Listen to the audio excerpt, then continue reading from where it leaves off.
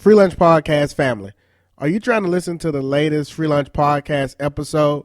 Well, fear no further. This is a public service announcement. Free Lunch Podcast has moved to the New South Movement Network. So if you have an iPhone, tune into the iTunes Podcast app, search for New South Movement Network, and subscribe there. If you're on your Android and you like to use SoundCloud, do the same. Search for New South Movement Network and subscribe to all of the catalog of podcasts in the New South Movement Network. That includes Mondays, the Retroscope podcast, featuring our very own BG and the Shy Peacock. Tuesdays, D1 Sports Talk podcast, featuring yours truly, Tight, and Coach, with featured guest Joey.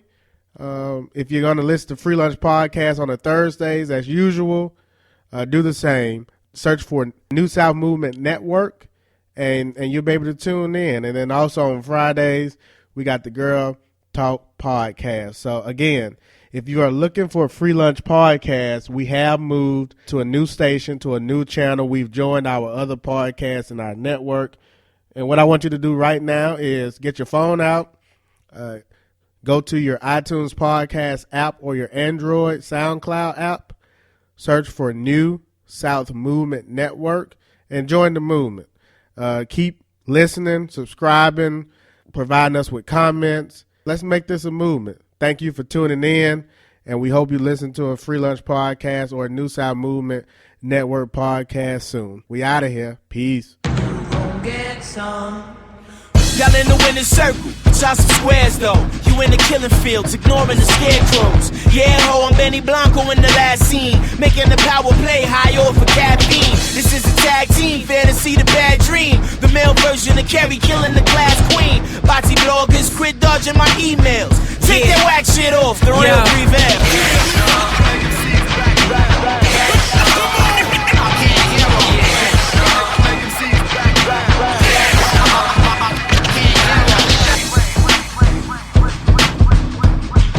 Welcome to the Free Lunch Podcast, home of the New South Movement and the New South Movement Network. This is your boy Tight, one half of the Free Lunch Podcast duo, BG. Yeah. Man, the show just got smarter. What's happening? It sure did. And it's been a minute since we've done this, and this was probably one of the fewest times that I've been a little nervous, man. We've got a very special young man that's joined us on this show, and like you say, the show got smart, and we might learn something today. Yeah, I think we gonna learn something today because I think or get embarrassed one. What they say? Are you smarter than the fifth grader? We about to test it out right here, right now. But not only do we have this extraordinary young man on the show, but we also have his family. And really, BG, just to give this family the proper introduction, I was introduced to this family actually listening to the Tom Joyner Morning Show, and they had this gentleman on the show, this young person on the show, and his family was on the show as well. And it introduced me to a new television show called Child Genius that comes on Lifetime channel Thursdays. Here in DC, it comes on at 10 p.m. Eastern Standard Time. And so I kind of started watching the show, and right off the bat, I became a fan. And the reason why I became a fan was because this was your regular down home family that they just America's family in my book. And I actually saw them as the stars of the show, in my opinion. What about you? You put me onto it, so I got a chance to see some brief pieces of it, and like you, I mean, it stole the show, and definitely a family that I can relate to. And to see this young man shine the way that he shined really made me proud, because you know they sleeping on us, they're sleeping on our youth. So to see him stand up and represent with a lot of courage and confidence really did my heart good, man. So, you know, as I sit here getting ready for this interview right now, man, I'm ecstatic about this opportunity to talk to this family that we have with us today. Okay. No further ado. We got Mr. and Mrs. Gary on the line, as well as their genius of a son, Chancellor, on the line. So to the Free Lunch Podcast audience, we'd like to welcome the Gary family. How are you all doing today? Doing fine, thank you. I'm good for having us. Oh, we're excited. Thank y'all for agreeing to do this. I know this is a work night for some of us, and your willingness to kind of share with our audience your story is greatly appreciated. So thank you all. But where are you all located? We are in Stuart, Florida. Stuart, Florida. Okay, so Chancellor. So it's awesome and great to talk to you. And I did have a few questions, and I wanted to know, can you kind of let the people know who you are and kind of some of the things you're interested in? I'm really was interested in hearing about ping pong root. In the very first episode of Child Genius, when they were introducing your family, there was a scene in which you had your mother's phone and you were trying to download ping pong root. And I think this story can kind of really be the icebreaker to our audience, just to let them know how extraordinary of a young man you are. Well, Ping Pong Root is a program that it's used to root Samsung Galaxy S6 edges. So what does that mean? What does that mean to root it? So when you buy a factory version of a phone, you really can't access the full power of your phone. Like there's this security programs like Samsung Knox. They always stay open in the background. Like when you root your phone, it allows you to use full power of your phone. Well, if you unlock the bootlegger, which doesn't add that much, but it does. There are apps like Greenify, like root-only apps like Greenify, where it can preserve your battery and it can close apps that are always running in the background. Like if you have a social app or something, it's always running because people are texting or something like that, and you can close it with Greenify, so you won't get notifications or anything. There's apps that you can use that clean all the your cache and all the junk files, so that your phone will run optimally. Well, so that means, Chance, I need to send my phone down to you. I got an S5, but my battery life, it lasts no time, so I need to send mine to you. Can you fix it for me? Sure. And how do you find out about these programs and how to get into the phone and optimize it like that? Research. I like that answer. That's a good answer. I really do. That'll take you a long way. But this is a question for the parents. When you hear your son talking about ping pong root and you see him download these different applications, the first time you saw that, what was kind of your experience and what was your thought? It's all over my head. It's still over my head now. So I thought, I said, man, this kid is bright, but I had no idea what he was doing. I didn't even know that you could do that to a phone, actually. I probably react the same way you're reacting to it, listening to it. I was more concerned that we were going to first have some kind of people with black suits showing up at the door because the messages I was getting on my phone, it changed the way the screen looked. The messages looked different. I mean, it looked like a completely different thing, and it was a little worrisome, actually. You were in ultra safe mode, and the message said your phone has been trying to defy Verizon. Please take your phone to the nearest Verizon shop. Until then, you will not allow it to be activated. But I found a way to bypass that. I found a way to bypass that. So in the show on episode 1, did Verizon actually reach out to you all? They haven't, and I'm not sure if it would be a good thing if they did. It's so interesting just to hear that bright mind on this last episode. I remember your mom saying, do not pass. When you're up there at that moment, Chance, what makes you pass a question when your mom has said, hey, we don't want you to pass? Because, Taylor, I can see you kind of. That is an excellent question. Well, the scrambles, unless it was like a particular easy one, there's really no point of doing them because they came like one in the beginning of round, one in the middle, and one in the very end. There's no point of doing any of them except for the last one because it took so much time to do. So what about landmarks? Landmarks, I just didn't know. I didn't know the question. The answer. I didn't know the answer. But it was funny, BG. I don't know if you saw that episode, but you could see Taylora and she just had that look on her face like all black moms do, and you could see her kind of talking through her lips saying he better not pass. Yeah, I think that might be a cultural issue because a lot of people have been getting on me about those looks, but I've seen those look my whole life. Yeah, I found that very interesting. But just to learn more about you, Chancellor, as a young man, what are some of the things that you enjoy doing just from a hobby perspective? Well, I play video games a lot. I occasionally play basketball. I also on a basketball team, I think 2 years ago, or was it last year? Last year. You sure? Mm-hmm. Yep. I'm currently a black belt in Taekwondo. Oh, wow. And I'm a first class scout and Boy Scout, soon to be Star Scout. So, BG, did you participate in Boy Scouts growing up? I was in Boy Scouts for every bit of one meeting. So, they passed out the pamphlets at school, and the pamphlets had the scouts building tents and the ice cream parties and all that type of stuff. So I was with it. And then I went to the first meeting, and it was like, we're going to have to work up to that. And then I didn't ever go back. So you never went. I was looking for the fun in the games day one, and I didn't get it. So I wasn't patient enough. So Chance, kudos to you for hanging with that thing and being a leader. I've seen some of your other interviews, and it talks about how you generally get called to be the leader and the front man and the stuff that you participate in. So keep that up. Don't ever lose that, okay? Don't do like I did. Definitely don't ever lose that. Who was your favorite basketball team? I saw one of the interviews that you did with Tom Joyner. You was able to go to the Mavericks game.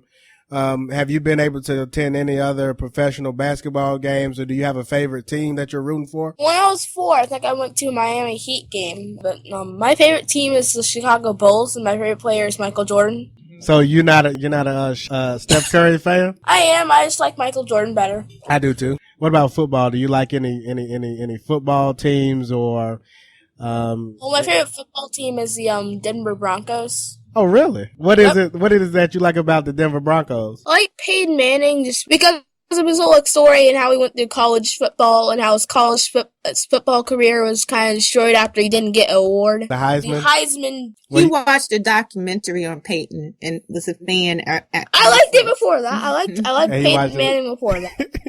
Chance, have you celebrated your birthday yet? My birthday will be on Friday. You got big plans? You got big plans for your birthday? No. Come on, man. I'll be on a ski trip, so I'm that's big. about Oh, that is, a ski trip at 10, man. That's amazing.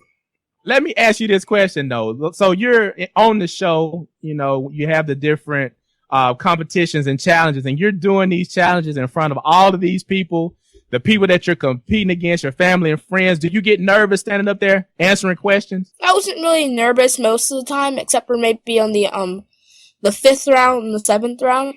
What about with the cars, though? The cars is the thing. I think that's your big claim to fame, the 52 cars that you memorized out of the deck. You weren't even nervous then? No, I wasn't. Because I've been for you, practicing and just getting straight 52s. I was nervous too. What about when you had your family that showed up on that one episode? Did they add a little added pressure? That was episode 5. Okay. I was nervous because I was in the bottom 2 that round. But you stepped up to the plate on the second round, and you really were pretty sharp. Yep. And I guess the next question I had was, I guess for the parents, I forget which episode it was, but when Chance kind of took the mic and he said, "Hey, hold up, I have something to say," did your stomach drop like mine dropped? Yes. Because I didn't know what he was going to say, so it just caught me off guard. I wasn't scared or anything. I was just like, "What's going on?" Well, he speaks his mind, as you can tell. So I was very concerned. Exactly, because as a fan watching and supporting, I was like, "What is Chance about to do now?" He just kind of stopped the program, and it was kind of little. And for those that haven't seen the show, I don't want to spoil it for them. But I think it was well done, and Chance, you did an awesome job to celebrate your dad the way you did. So I thought that was awesome, man. And really, again, it just shows your character, and really just seeing you on the show and just being supportive to each of the other young people that were on the show, high-fiving them after each round and keeping a positive attitude. It really just speaks to not only to you, but also to your parents and how they're raising you as an excellent young person. So continue to have that type of joy and that genuine, authentic personality that you have. Thank you. Okay. So you're a big time TV star now. How are your friends responding to you when they see you in the street? Well, it's not that different besides saying you did a good job in this round or stuff like that. They're not asking you for your autograph? So we have an airport today. We were at the airport The lady came up to you. Saturday. So we were just walking the airport, and then Marion Jones just came over here like, is that Chance? And we took a picture, and she said how her kids watch the show, and they watch it on the weekends. Oh, that's awesome. That's awesome. Marion Jones, track star. Track star. Because we were walking and she was running, screaming his name. And I turned around and it was like thought I was like looking at a commercial, you know? Uh-huh. Right. She didn't know Marion Jones, but I saw her running. I'm like, oh my gosh, it's Marion Jones. And she was like, I just have to get a selfie with him. My kids would kill me if I don't. And I told her I just couldn't believe it. You know, it's things like that are really like. Is there anyone else that you've met or anyone that you would like to meet that you haven't met yet? Well, I've met Tom Joyner. Also, Charlie Villanueva. I think that's how you pronounce it. Yes, that's right. Got it. From the Mavericks. Yeah. After the game, I was taking pictures with a lot of them, and he recognized me from the show. You on your way? I would like to meet Michael Jordan and Bill Gates. Well, when I grow up, I want to be a video game software developer.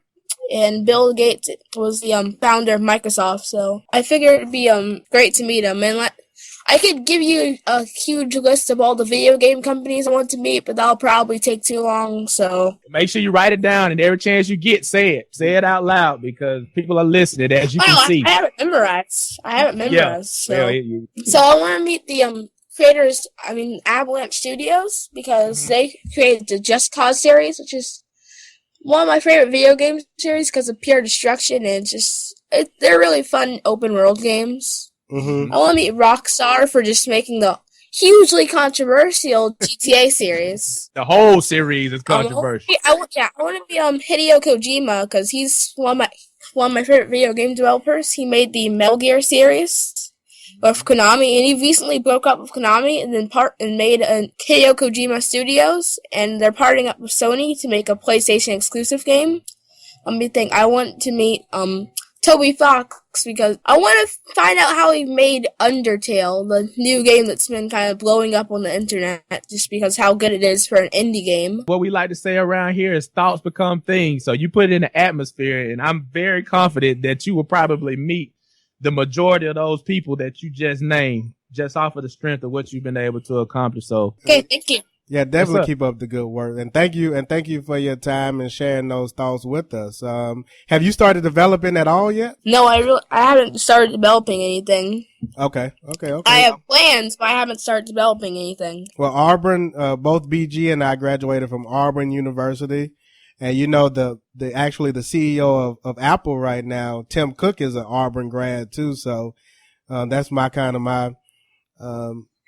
my plug for my great university. And Cam Newton went there too, Chance. So that's why they got quiet when you said you liked Peyton Manning. Exactly. We definitely got quiet when you said Peyton Manning because we still licking our wounds from the Super Bowl. Well, I got a question for the two parents, and I really want to understand and can you share with our audience what it's like to be raising a child genius? Cause that's something that's very rare. And so no one really knows what exactly you all are experiencing and on a daily basis. Can you kind of take us back to when you first started noticing that Chance was extremely, bright young man? Before they say that, I remembered one last game company. Oh, go ahead. Square Enix. I would love to meet Square Enix because of the Final Fantasy series, the Kingdom Hearts series, two of my favorite series ever in video games. Final Fantasy 7 is amazing. It was amazing. And I'm hyped for Final Fantasy 15 and Final Fantasy 7 remake. This is what and Kingdom Hearts 3 and this is what it's like. 2.8. This is a sample of what it's like. It's hard living with a celebrity. It's hard living. Yeah, exactly. You got to play the background, but just getting back on the question. For me, we started noticing Chance, had this was very gifted. He might have been 2 years old or so. And, we both just saw things. I saw things I had never seen before, in a child. So, it was like mind blowing for me to see the stuff that he was doing and everything. But, raising him once you kind of noticed and saw that and even where he is now, it's an honor really to raise him and it's a responsibility too, because, you just know that he has so much potential and you want to do everything you can to, see that he reaches it all. And for him to be, celebrated at such a young age, it really puts the expectations up there. So, to me, it feels like it's an honor and it's a responsibility because, you got a lot of eyeballs on him now. And even before that, just knowing the gifts that he had and that he has, it's a responsibility to make sure that, he gets, to where he's supposed to go. I would say, similarly, like when he was very young, he spoke early, but it was said many times, it was what he would say that was the trigger. He would just, ask such, deep, thoughtful questions that I just, I was like, wow, like you're thinking about that, and I mean, Google was my best friend when he was little because he would ask me things that I didn't know, and, I've been around kids, I've, mentored or volunteered little kids a lot. And so, I was used to kids being very inquisitive. We all know that, kids ask you a million questions, but he would ask those questions and just keep going. But why? Why this and why that? And it would just, get to be such an intricate level. And they were questions that I often found I just didn't know the answer myself. So I would have to really research it. And he would actually want me to, I'd say, I might say, oh, well, I don't know, Chancellor, I have to look that up. And then, later on at dinner, he would say, Mom, you never looked up why, the wind currents caused this in the ocean or whatever it was we talked about. He would actually remember it, if I didn't get to it, he would bug me about it. And so that was the first sign. But then also whatever I told him, it could be months later, and we might be somewhere with family or friends and someone might mention something that we talked about. And he would actually, whatever it was, I researched that I told him because his interest would change, whether it was, natural disasters or airplanes or whatever it was. But he would tell people exactly what they would say, oh my gosh, how does he know all of this? But I would be like, oh my gosh, I told him that like 9 months ago, and he could just recite it almost word for word, and that was really stunning to me, and then it's just always when I would tell him, well, we have to do this or whatever it is, even now, everything is like a debate, He doesn't take whatever you say at face value. But why? Well, why do we have to do this way? Why can't we do it that way? Or even if it's like a math problem, why can't I just do it like this? And it might be, I'm a math major, but it's a lot of times we're working at a homeschool at math and I'm showing him how to do a problem and he'll come up with a totally different way that I just didn't even think about, and, again, it's shocking to me because I feel like, I'm a math major. I was also engineering. So a lot of times it catches me off guard and I'm like, well, you could do it that way, but just do it this way, because that's what I'm used to. Right. And he'll say, no, he'll reject it. Well, that doesn't make sense. Why would I do it that way? Because your way took 2 extra steps. And really, if I do it like this, and if the problem was even harder, then that would really slow me down and blah, blah, blah. And, a lot of times he's right, So that is like, it's something that happens often. Can you kind of set the background and the pace, I guess, as far as the current family structure, as far as how many siblings Chance has, as well as can you all share with us what you were doing, just so our audience will know just some background about you both as far as going to your college and that kind of thing? Because you were working in Wall Street, correct? Yes. I'm originally from Southeast DC and I went to Banneker. I don't know if you're familiar with Banneker there. I am. But I went to Banneker for high school and then I went to Spelman for undergrad. And they had like a dual degree program, math and engineering with Georgia Tech. So I did that program. So I went to, Spelman 3 years, Georgia Tech 2. And I did internships with NASA at Goddard Space Flight Center, right outside of in Greenbelt, Maryland. And so I was headed down like a scientific path. But in that process, somewhere around there, my sister, who was actually attending Harvard, she got a summer internship on Wall Street. And she started telling me about, all the opportunities there. And she said, you should really look into it. So my senior year, I looked into it and became fascinated with Wall Street. And I found out that they often hire people with math science backgrounds. So I tried it, and I got several offers and ended up on Wall Street. So I was there for about 7 years, and then decided to go to business school, went to Wharton Business School in Philadelphia, and that's when I had Chance. Gotcha. So I've been in Florida ever since. And you, Mr. Gary? I went to, I'm from Stuart, Florida, and I was pretty much raised here. I was born in North Carolina when my parents both went to Shaw University in Raleigh, North Carolina. Right. Mm-hmm. And I was born up there while they were in school. My dad went to law school at North Carolina Central University, and that's where I went to undergrad at North Carolina Central University. I studied political science there. I went on to law school at Quinnipiac University in Hamden, Connecticut. You probably heard of them. They do like the pre-polls with the presidential stuff. Mm-hmm. And while I was at North Carolina Central University, I was fortunate enough to join the fraternity of Kappa Alpha Psi. So we're going through all the background, So you're talking to two brothers of Omega Sci-Fi. I won't hold it against you, and you've done well for yourself. Despite that, you've done very well for yourself. And let this be a message that, listen, no matter where you come from, you can be somebody. Whether you pledge Kappa or Q, you can still be somebody. And I think you guys are the embodiment of that, because you made a wrong decision, but look, you're in the right place, and, listen, I'm not going to hold that against you, I'm saying, hey. Indeed. No. Hey, listen, I honestly, I got a lot of friends in all the fraternities and stuff, and being Greek, it's kind of, it's a fraternity of its own, because we all share a common experience. You can kind of like, when somebody says, we pledged here, pledged there, you can kind of, get a feel what the experience is like. So, we all in the same frat, really. It's all the same thing on a certain level. But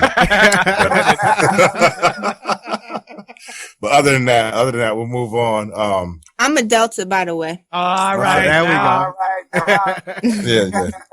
So, finished law school. My dad actually is a lawyer. That practices nationally. You might have heard of him, Willie Gary. No. So, definitely. Yeah, so that was kind of like naturally what I looked into doing. And I followed in his footsteps and went to law school. It wasn't until I was actually in law school and had to study for the exams whether I thought about whether I actually wanted to do this. And I was like, hey, wait a minute, this is hard work. But I pulled through. I did that. I've been practicing for the last 15 years. And actually, earlier, a few months ago, one of the, biggest things that happened for me was, the National Law Journal recognized me as one of their 2015 elite trial lawyers. So that was a big deal for me. Congratulations on that. Congratulations. Well, thank you. So, so basically that was kind of my background coming up. It was already set there. I came to work for my dad coming out of school. I did that for 5 years. Then for 5 years, I had my own practice, and then I came back home. I'm the prodigal son. Now I'm back home, working, with my dad again, a partner in the law firm. And that's pretty much our story. And just to our listeners, this is what we were talking about when we were just saying, this is America's family, and this is the representation that we need to see more images of, especially just seeing Chance's little sister. And I wanted to get to just understanding how many siblings and children you all have and how many siblings Chance has, but just seeing that support. I believe, like he said, it was episode 5, but just seeing that family support is something that was very, inspirational. And it was something that you don't see a lot of on syndicated television. Yeah, well, that was one of the main things we considered. Everybody's like, why did you agree to do the show? And, were you worried about how they were going to portray you? But we just felt like overall it was an opportunity to see a minority child in a way that we all know, unfortunately, is not often portrayed, Mm-hmm. And we all know, that that's not a real reflection of real life. I mean, we all know, plenty of positive families, but it's just we don't see them on TV, So we were hoping that at least we could do that. So that was one of the main reasons we did do the show. To be honest, how did y'all even get associated with the show? And can you kind of just let us know how that process went about and how you were even selected to be on the show? Mm-hmm. Chance and I watched the show last year, and we really enjoyed it. Last year was the first season, and so we were familiar with it. But someone they kind of had casting calls out, and in different groups. Mensa was one. David sensed a lot of different groups for highly gifted children, and someone had suggested that he would be a good candidate. And so they contacted me and said, listen, we'd like to find out more information. Can you submit, what he, if you're interested, what he does, what are his activities, what's his daily schedule like, that kind of thing. And so I did that, and I talked to him about it at first, and he said that, he would be up for the challenge. So we just, turned over all the information, talked about all the different awards he's received and competitions he's been in and classes he was taking, that kind of stuff. And, just, let it go from there. And so, we were actually really surprised, that we were selected. And so it was just quite a ride. But, to be honest, we were really surprised, because, there's so many people applying, and we knew that they're only selected a few kids every year. This year, 12. So we were hopeful, but, we were trying to be realistic also. So when we got the call that he actually made the show, we were ecstatic. Can you talk about what, in regards to the show, like how did a week go? Was it a week in between filming of the next episode? And did they kind of give you guys a study guide, or how does that work each week? It was not a week. Oh, it wasn't a week. So that is why you see so much tension and stress. It was not. It was 2 days. Yes. Oh, really? Or in some cases, 1. Yeah. Oh, wow. So it was very short time period between rounds. It varied on which round.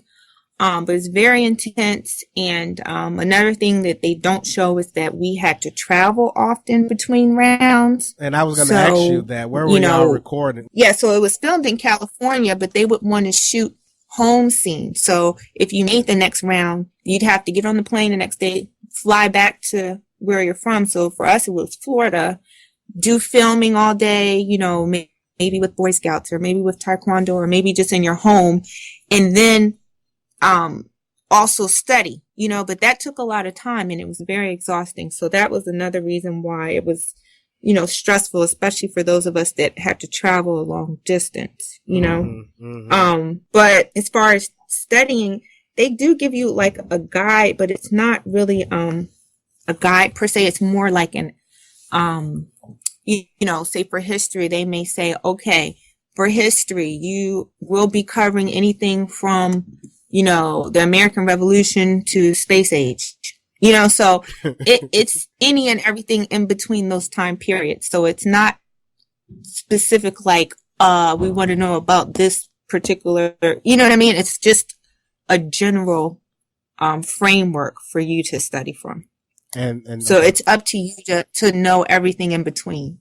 Gotcha. Earlier, you all were talking about the schooling aspect, and Chancellor is actually homeschooled. Can you talk a little bit about how you all decided that would be the route that you would take as far as like the formal education part?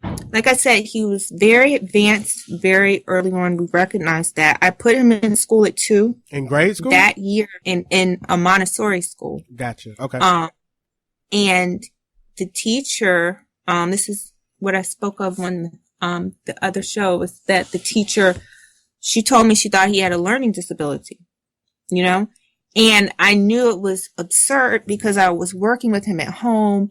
He was so advanced as far as what he could tell you at that point. He could tell you about all the presidents. He could tell you all the states and show you where they were. He could tell you which presidents were assassinated. He could tell you who was impeached.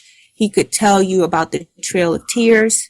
There was a lot of information that I was feeding to him because he wanted to know more and more. You know, we were watching documentaries on George Washington, John Adams, because he wanted to know everything. And so at the same time, she's telling me he has a learning disability. So I knew it was ridiculous.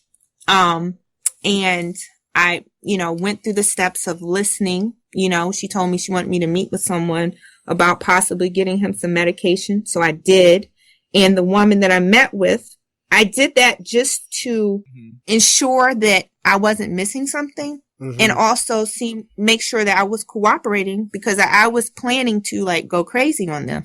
But I said, let me just follow these steps just to make sure, I'm not being overreacting. And the woman that I met with, she was like, this is the most ridiculous thing I've ever heard. She was like, this is the smartest child I've ever met in my whole career. And so that was very disturbing to me, because it let me know that if I hadn't been working at home with Chancellor so closely, which I was after school at that point, I would be confused, and I might really actually believe what she was saying, So that was the first sign. I took him out of that school, obviously, at the end of the year, and I ended up putting him in a different Montessori, which was wonderful. He flourished there, but they only went up through kindergarten.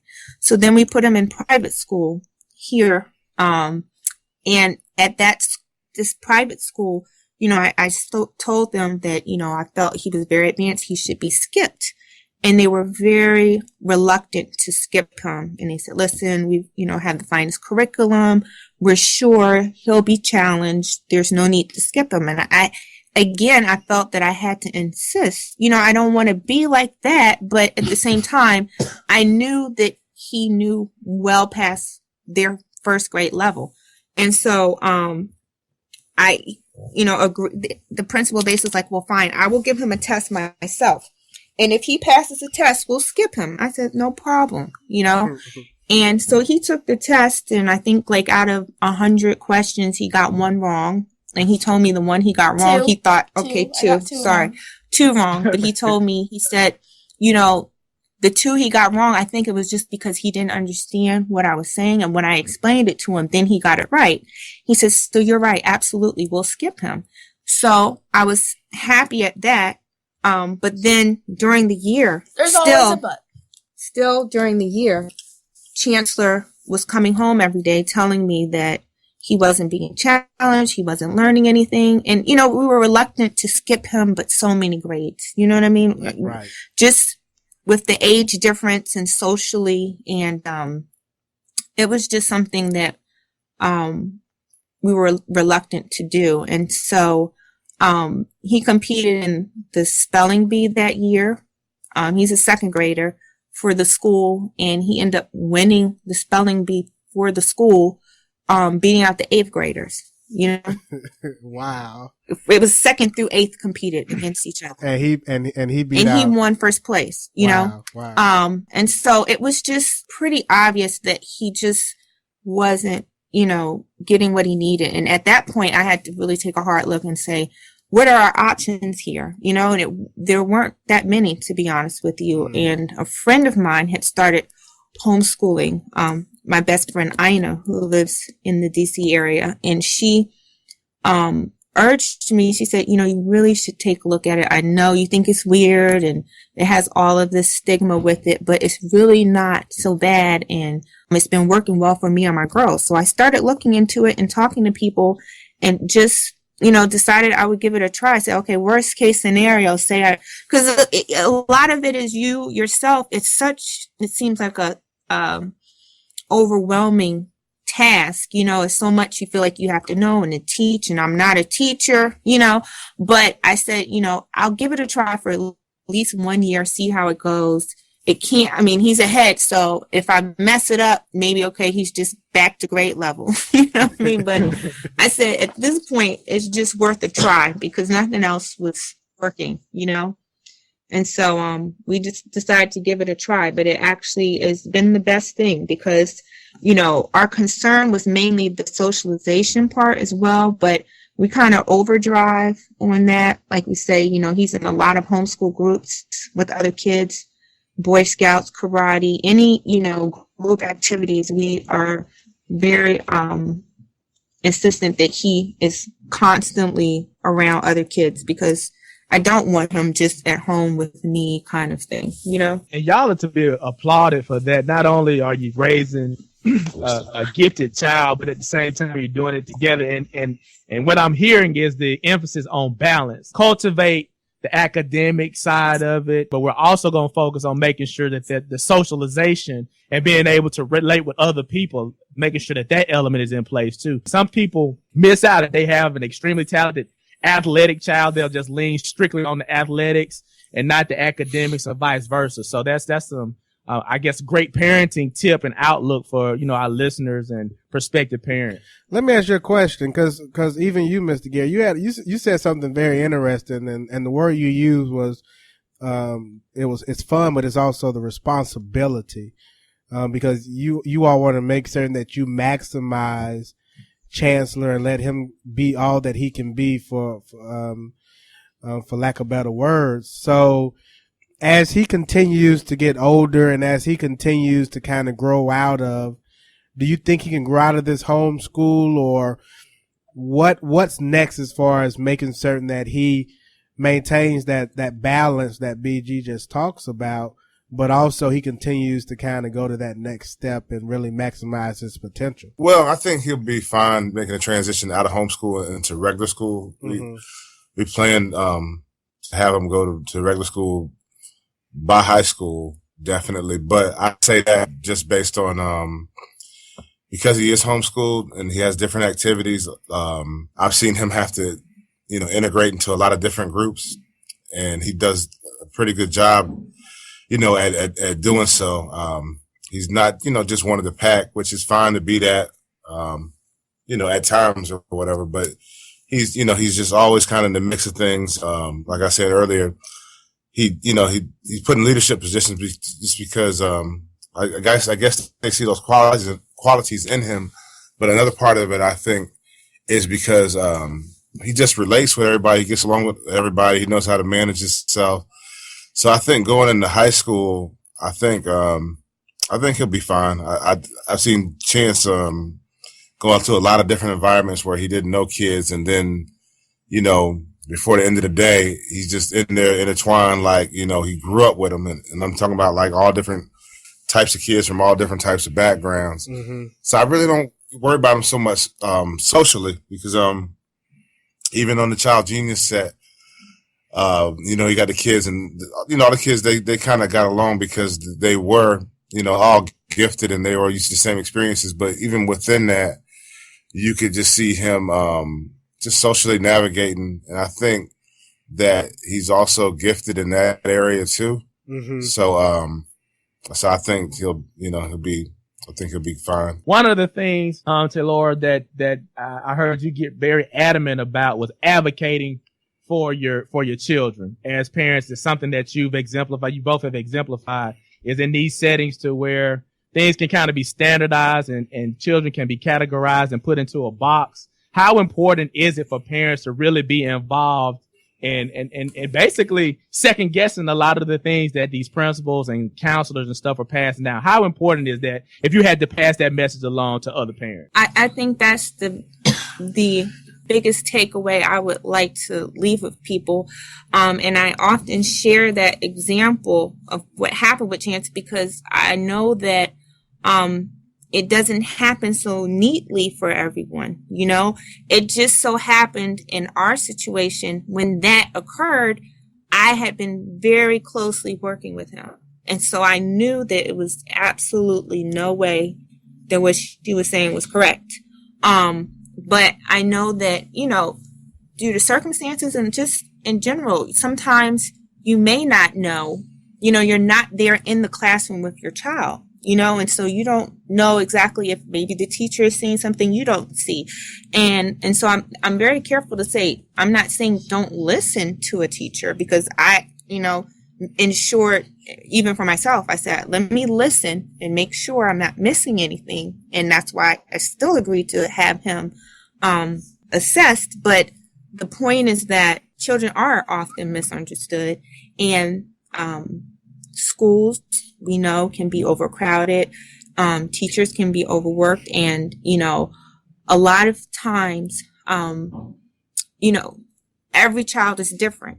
And so it's just important to at least, regardless of what is being said, to just check with your child. Make sure, talk to, more than one person, get different opinions, because a lot of times these categories, like you said, these boxes that they put children into can set them on a certain path. And you don't want to do that if that is not necessarily the path that a child belongs. And so it can be overwhelming, because it's so much to take in, managing your home and the child and the work environment, and also with school. But I just think that, the most important thing you can do is to always advocate for your child, talk to your child, know your child, so that you're in the best position to make educated decision. I just think about all of the times, like you said, because kids respond differently, and then you have a creatively gifted child or something like that might be more apt to respond and communicate and debate. That is could actually be a gift and not so much a detriment. And so and people do it at home too. Like, they just respond to a child's behavior in the old fashioned way, go somewhere and sit down. But the kid might actually be expressing himself in a very natural and genuine way. And so I think you all have kind of gotten an understanding of kind of giving space to allow that personality and that creativity to shine. That was one of the issues. She was saying he was acting out in class. He was having these behavioral problems, but really what it turned out was just that he was bored. Right. He's, especially for boys, they already, can't sit still. But at that age, he knew everything that she was teaching, and he was bored. And so it was hard for him to sit still and pay attention when it was stuff that he was already familiar with. And that was the part that she didn't understand. That's amazing. And really just want to thank your entire family for agreeing to kind of share this story. Is there anything that either one of you all want to kind of add as we kind of get close to closing out on today's show? I would like to add, for anybody maybe on the fence as far as homeschooling, to just take a honest look at it. I'm not saying it's for everyone or that it's better, anything like that. But I know that there are a lot of people who may consider it, but would maybe not, just because they've heard bad things about it. And it's such a broad field in terms of how people homeschool. So some people have come across people that homeschool a certain way, and they kind of get a bad taste in their mouth. And I just say, it's such a broad field that you can do it so many different ways. The way I homeschool is much different than the way some other people homeschool, and you really can cater it to your child. And so it does work, in our situation, but just, I think in our community, especially, people just aren't familiar with it. And a lot of times when you're not familiar with something, you just tend to not trust it or to, honestly look at it. So I would say to, just take a look at it, do some research. There's so much information on the net, in regards to homeschooling. I would also add that, I think it's very beneficial in terms of how you're able to teach our children in particular about themselves. So, one thing that you can emphasize in homeschool, what is important to you, right? And so people may homeschool for religious reasons. They may homeschool in our situation due to, you know, the child not being challenged, that kind of thing. But one thing that I emphasized in our homeschool is just knowing and understanding our history and our culture. And that's something that just isn't really exposed typically in your regular school environment, maybe during Black History Month.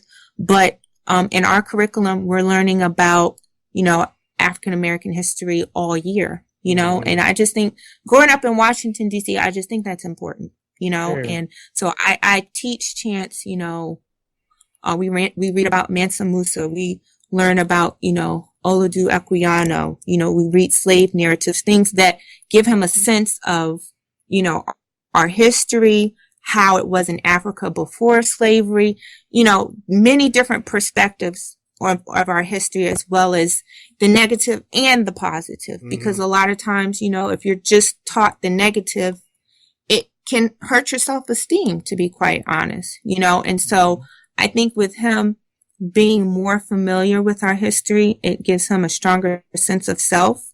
And I think that that is what a lot of people, you know, the viewing audience can recognize, is that he has a high self-esteem, you know, and I do attribute a lot of that to, not only our parenting, you know, but also his strong, knowledge of our history.